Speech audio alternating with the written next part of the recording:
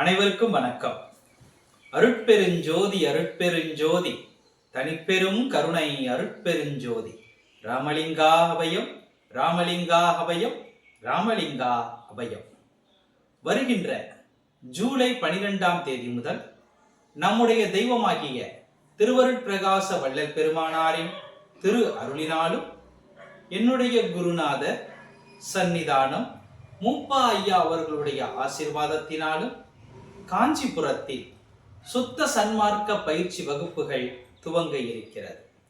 இந்த சுத்த சன்மார்க்க பயிற்சி வகுப்புகள் நேரடி பயிற்சி வகுப்புகளாகவும் சில அன்பர்களின் வேண்டுகோளுக்கு இணங்க ஆன்லைன் மூலமாகவும் நடைபெற இருக்கிறது. ஆன்லைன் பயிற்சிகள் தொடர்பான விவரங்கள் பின்னர் அறிவிக்கப்படும். ஜூலை 12ஆம் தேதி முதல் நேரடி பயிற்சி வகுப்புகள் துவங்கப்படும். இந்த பயிற்சி வகுப்பில் உங்களை இணைத்துக் கொள்வதற்கு 9500947459 என்கின்ற எண்ணில் நீங்கள் என்னை தொடர்பு கொள்ளலாம். மீண்டும் ஒருமுறை கூறுகிறேன், 9500947459 என்கின்ற எண்ணில் என்னை தொடர்பு கொண்டு தங்களை பற்றிய விவரங்களை தெரிவிக்குமாறு அன்புடன் கேட்டுக்கொள்கிறேன். இந்த சுத்த சன்மார்க்க பயிற்சி வகுப்பில் நாம் முக்கியமான சில விடயங்களை செய்ய இருக்கின்றோம்.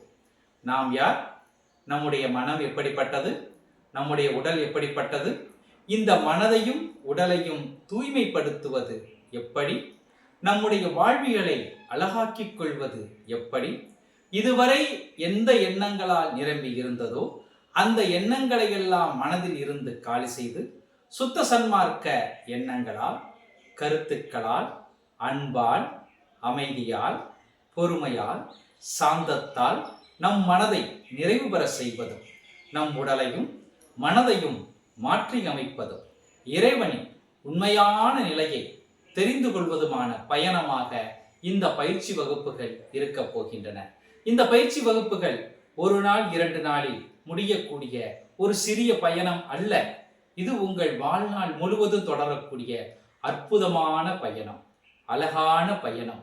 உங்கள் வாழ்க்கையில் உண்மையான நிலையை நோக்கி நீங்கள் பயணம் செய்வதற்காக நம்முடைய பெருமானாரின் திருவருளினால் பயிற்சி வகுப்புகள் துவங்க இருக்கிறது.